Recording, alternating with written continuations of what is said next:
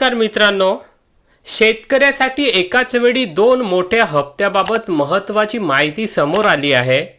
जर तुम्ही पीएम किसान योजनेचे लाभार्थी असाल आणि त्यासोबतच नमो सन्मान निधी योजनेचा लाभ घेत असाल तर पुढचा हप्ता कधी मिळणार, दोन्ही हप्ते एकत्र मिळणार का आणि मिळाले तर किती रुपये मिळणार, याच प्रश्नाचा स्पष्ट माहिती आजच्या या व्हिडिओमध्ये आपण पाहणार आहोत।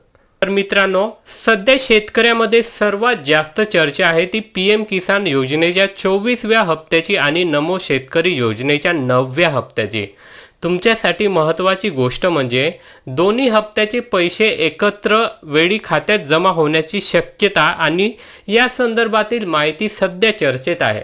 आता सर्वात महत्त्वाचा प्रश्न तुमच्या मनामध्ये येत असेल, ही रक्कम नेमकी कोणत्या तारखेला खात्यात जमा होणार?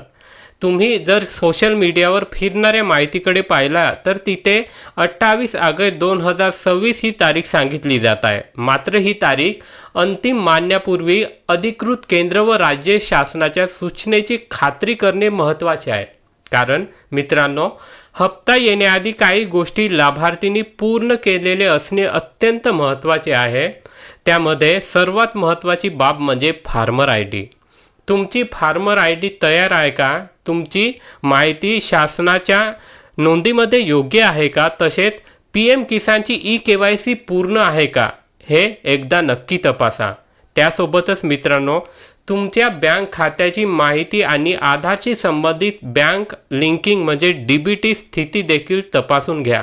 कारण आता दुसरी महत्त्वाची गोष्ट म्हणजे पीएम किसानच्या 24व्या हप्त्यासाठी केंद्र सरकारकडून निधी आणि त्या संदर्भातील शासन निर्णयाची माहिती तुम्ही अधिकृत GR पाहणार असाल तर सोशल मीडियावर फिरणाऱ्या क्रमांकावर विश्वास ठेवण्यापेक्षा सरकारच्या अधिकृत संकेतस्थळावर उपलब्ध असलेले GR अंतिम समजा। त्याचप्रमाणे नमो शेतकरी योजनेच्या 9व्या हप्त्यासंदर्भात राज्य शासनाकडून जारी करण्यात आलेले अधिकृत माहिती तपासणे आवश्यक आहे।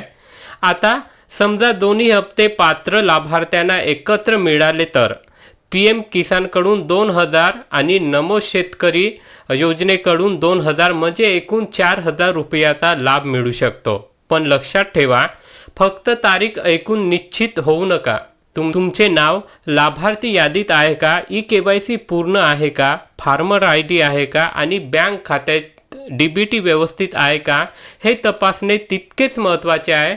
आणि मित्रांनो, तुमच्या खात्यात पैसे आले की नाही हे मोबाईलवरून कसे तपासायचे, लाभार्थी स्टेटस कुठे पाहायचे आणि हप्ता अडकला असेल तर कारण कसे शोधायचे, याची माहितीही आपण पुढच्या व्हिडिओमध्ये सविस्तर पाहणार आहोत।